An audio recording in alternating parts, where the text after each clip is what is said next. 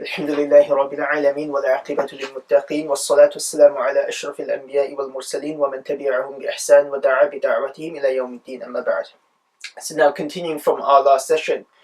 So in the first session we discussed that the children also have rights over their parents. And the next session after that we discussed that our main responsibility as parents is save ourselves and our children from the fire of Jahannam. And the way we do that is by firstly adopting piety ourselves, adopting the full 100% obedience of Allah and abstaining from 100% disobedience of Allah and making our children do the same.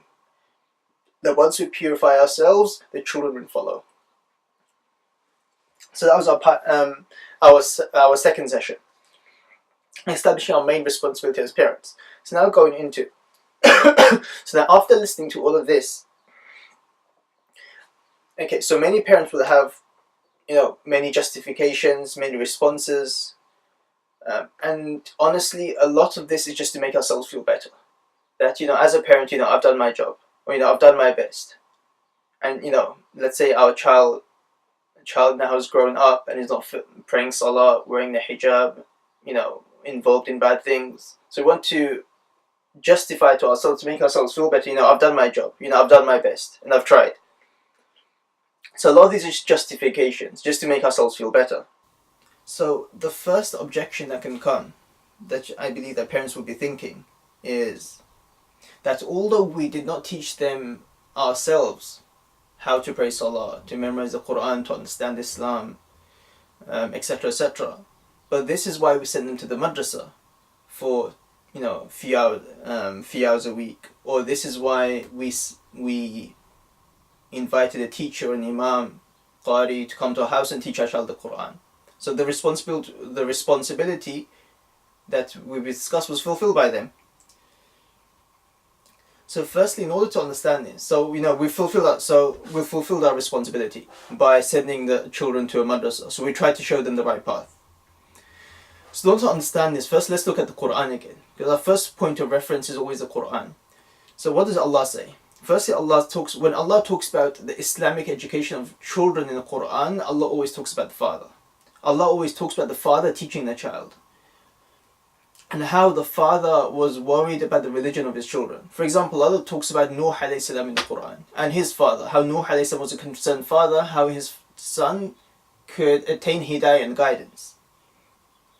Or for example, Allah teaches us about Ibrahim alayhi salam, how even on his deathbed, his only concern regarding his children was about their religion, that what will happen to them after he passes away. And Allah records this in the Quran. So Allah mentions, وَوَصَّى بِهَا إِبْرَاهِيمُ بَنِيهِ وَيَعْقُوبُ, that the bequest of Ibrahim to his children and Yaqub alayhi salam. He says, Ya Baniya. So imagine Ibrahim alayhi salam, such an amazing person, one of the greatest prophets of Allah. And around him are his children who are also prophets. Yaqub alayhi salam was a prophet. And his children are around him. And Ibrahim alayhi salam says to the children, Ya Baniya, that all my beloved children, Inna Allah astafa lakum ad-din, that indeed Allah has chosen for you this religion. فَلَا تَمُوتُنَّ إِلَّا وَأَنْتُمْ مُسْلِمُونَ, do not die except that you are obedient to Him, except that you are submissive to Allah. This was a worry and concern of Ibrahim alayhi salam. Then again, same thing Allah mentions about Yaqub alayhi salam. So this is Ibrahim alayhi salam, then he had his son, and then he had a son who was Yaqub alayhi salam. So that basically Ibrahim alayhi salam's grandson. Allah records his instance in the Quran as well. Allah says, أَمْ كُنْتُمْ شُهَدَاءَ إِذْ حَضَرَ يَعْقُوبَ الْمَوْتِ, that were you present when death approached Yaqub alayhi salam? إِذْ قَالَ لِبَنِيهِ مَا تَعْبُدُونَ مِنْ بَعْدِي. Now again, imagine Yaqub alayhi salam, one of the great prophets of Allah. He is lying down on his deathbed. Around him are his children. His children, the prophethood continued from his lineage. So their children were prophets, their children's children were prophets, their children's children were prophets. And, continued. So again, he's on his deathbed, and his only concern as a father passing away for his children is مَا تَعْبُدُونَ مِنْ بَعْدِي, that he says to your children, that what will you worship after me? قَالُوا, and imagine the response of the children. What do you think they must have thought? That, why is our father asking this for? And they said, قالوا, the children replied, نعبد إلهك وإله آبائك إبراهيم وإسماعيل وإسحاق. We're going to worship your Lord and the Lord of our forefathers, Ibrahim, Ismail, Ishaq. إله واحدة, one deity, one God. وَنَحْنُ لَهُ مُسْلِمُونَ, will be submissive to him. Imagine how Ibrahim a.s. must have nurtured his children. Imagine the level of piety within himself. How great of a role model Ibrahim a.s. must have been. How purified his heart and his action must have been. And imagine his children who are prophets as well. How strong must the faith in Allah have been. And the abstention from the dunya, desire for the akhirah. So imagine how pious, such a pious family, such a pious father, such pious children. But despite all of this, his main and only concern while leaving this world is what will happen to my children after me. This is what you call a concerned parent. This is what you call worrying for our children. That in the dunya, inshallah, Allah will look after them. Although I'm going to help them, I'm going to push them for the GCSEs, the A-levels, the universities. But our main priority, which cannot be sacrificed at all, is their religion. If there's the benefits of this temporary world on one side and the harms of the everlasting hereafter on the other side, which one do we give preference to? Do we tell our children, it's okay, you do qada of your salah later, worry about fasting later, worry about disobedience of Allah later, make sure you get your exams out the way first, and then you can worry about this. What is our attitude? Again, so moving on, Allah tells us the story of Luqman alayhi salam, how he taught his son and gave him advice. So again, a father to his son. So Allah records that the first thing Luqman a.s. taught his son was the obedience of Allah and nothing else. That was the first thing Luqman a.s. taught his son, indicating to us as parents that our primary responsibility as parents is that the first thing we should teach our children is the obedience of Allah. And this is the father teaching the son, showing us that this is no one else's responsibility but the parents. And many times we, as parents, we can be extremely selfish. We can be very selfish. That we want our children to listen to us. We want our children to be obedient to us and to be submissive to us. Whereas the being that has the most right to be obeyed is not us, it's Allah. Allah has the highest right to be obeyed. But many a times, we completely forget about teaching our children obedience to Allah, and all we want is that they obey us, and that's it.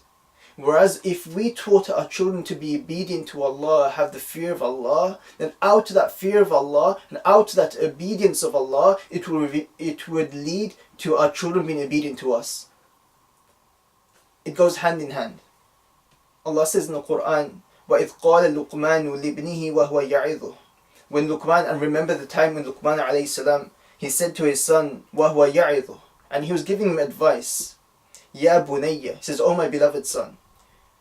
See, look at the form of address, oh my beloved son, with love and compassion. La tushrik billah. First in Luqman alayhi salam, Allah tells us that Luqman alayhi salam taught his son, La tushrik billah, that do not associate partners with Allah. Inna shirka la dhulmun adhim. So first, Luqman alayhi salam, he gives him the instruction that do not associate partners with Allah. He teaches him an injunction of religion, or a knowledge of religion. And he doesn't just leave it as that. Now he tells him the reason why you should follow this.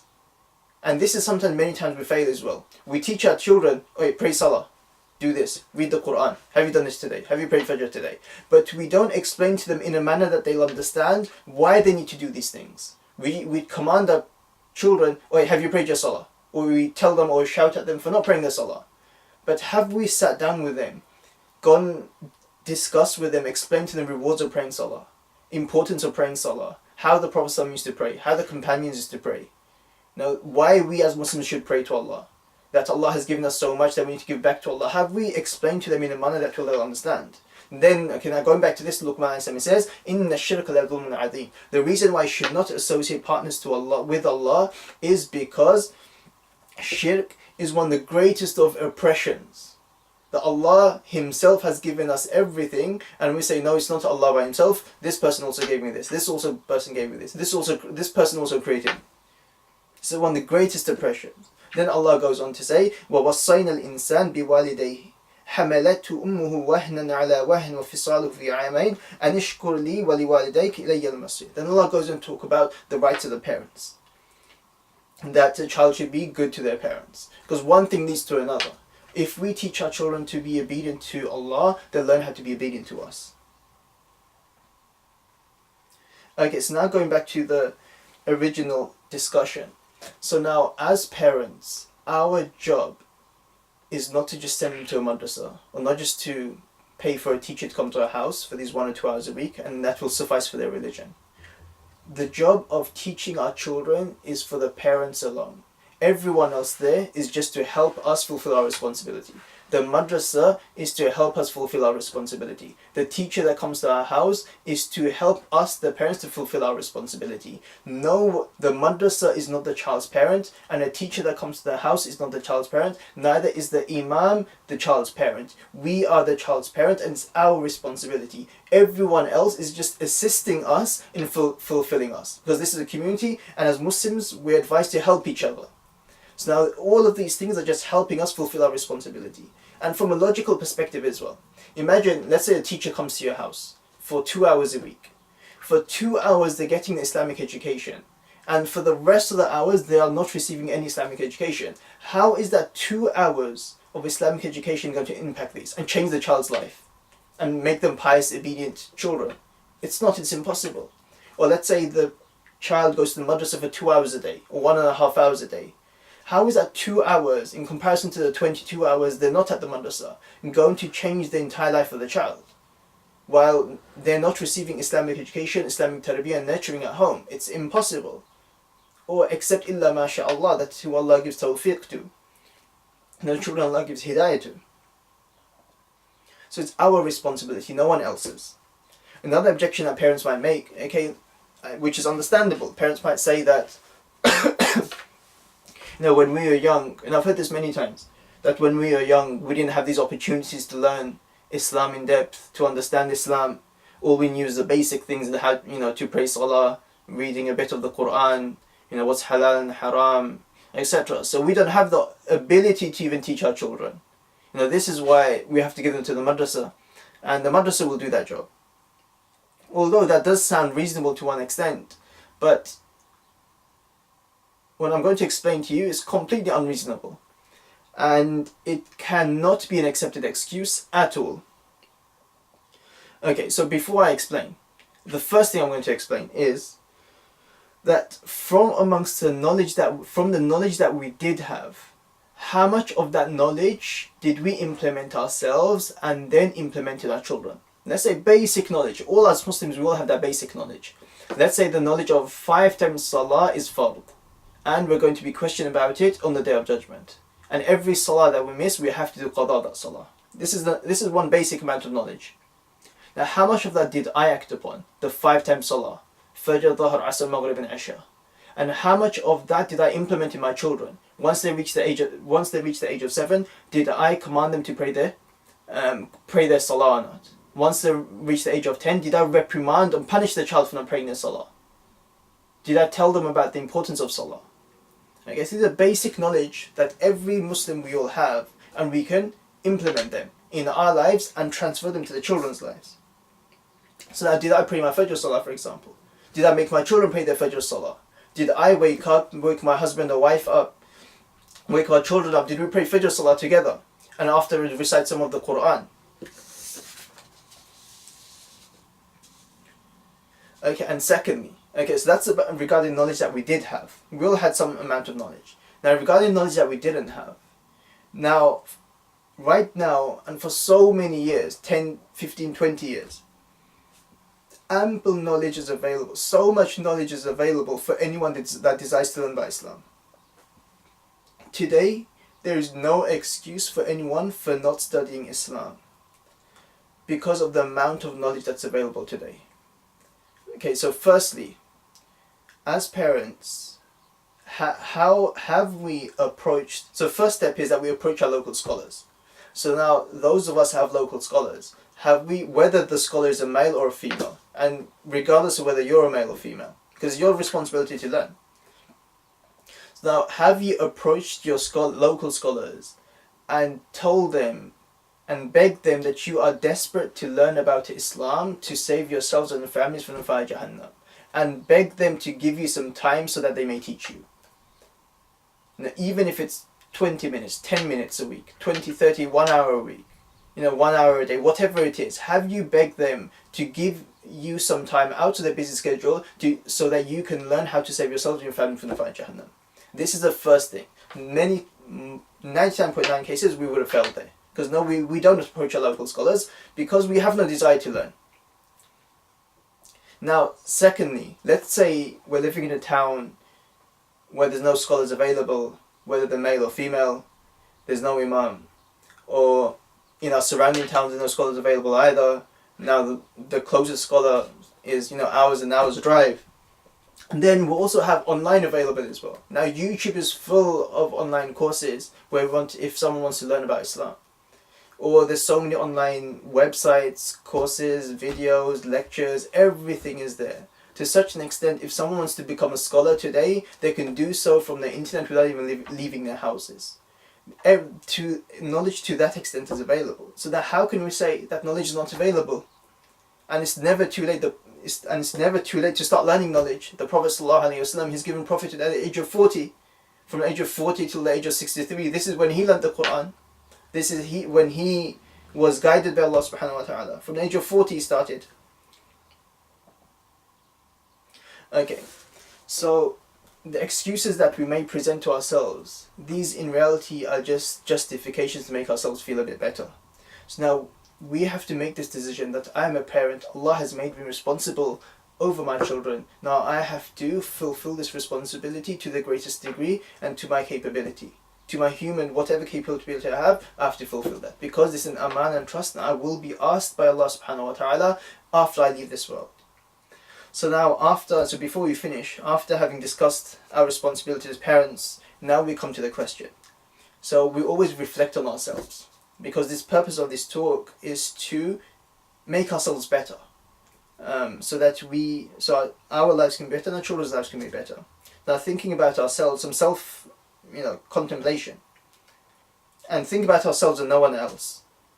So now, is my priority as a parent that my child or my children live according to the obedience of Allah and how they can save themselves from the fire Jahannam?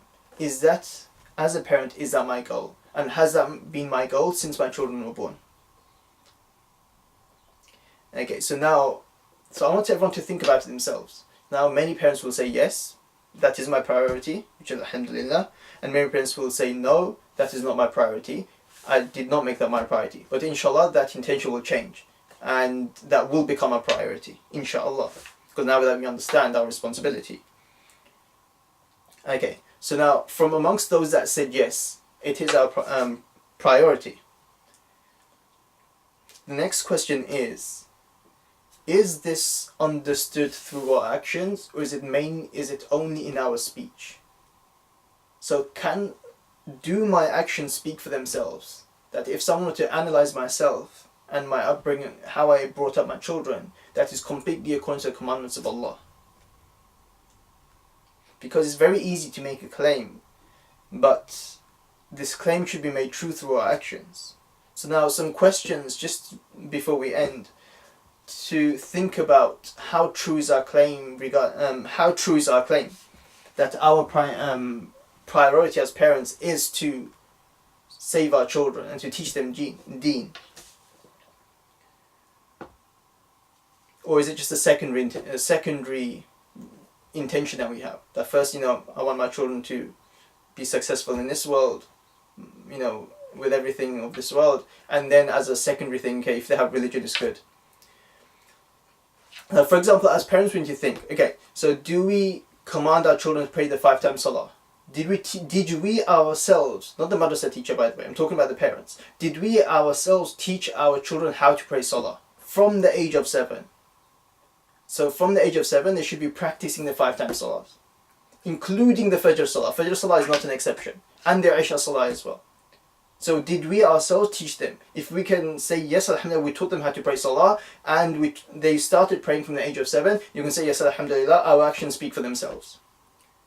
Or did we teach them about Allah and His Messenger sallallahu alaihi wasallam regularly? Did we sit down and talk to them about Allah? Did we sit down and talk to them about the Messenger sallallahu alaihi wasallam? Many parents, we have never spoken about Allah to our parents. We have never talked about or described who Allah is to our parents, to our children. And we have never described the Messenger sallallahu alaihi wasallam, anything about him to our children, which is very sad. Have we as parents taught them stories from the Quran or the lives of the prophets? Or the seerah, the life of the Prophet Muhammad sallallahu alaihi wasallam? Do we constantly remind them about who Allah is? That Allah is our provider, He's our sustainer, He's our creator, He's our nourisher. Do we remind them that Allah is the only one that can benefit us, that Allah is the only one that can harm us, that whatever we need is from Allah, and whenever we want something, it can be taken from Allah? So do we remind our children about this regularly? When you see them in the disobedience of Allah, do you reprimand them? Are you harsh with them? Because to teach them the importance of the disobedience of Allah. When they miss their Fajr Salah, do you reprimand them? Or do you act like nothing has happened and the day continues? In terms of music, in terms of social media, so do you protect them from those things that can harm them, such as social media, exposing themselves to the internet and the harms that can come from all these different social media websites? So these are some sort of questions, a few questions, just to put things into perspective. That has this really been my goal, or in reality this is a secondary thing that is just part and parcel of life. So inshallah, the next session we'll discuss where the tarbiyah of the children starts off, and we'll go more into ourselves and how we can rectify ourselves in order for it to reflect in our children. Okay, so just to recap before we finish, so what we established from this session is that the excuses or the self-justifications that we might have, for example, that the madrasa is teaching them their religion, or I sent them to the madrasa, so that's enough, or a teacher comes to my house, so that's enough, or I didn't have enough knowledge to teach our children, so that's why I'm excused. These are not acceptable excuses. And we mentioned that whenever Allah talks about teach the education of children in the Quran, Allah always talks about the father, meaning the father and the mother, of course. The mother is also responsible for this. So may Allah subhanahu wa ta'ala give us the ability to bring this into our life and give us the understanding of this responsibility. Ameen wa akhiru da'wana alhamdulillahi rabbil alamin.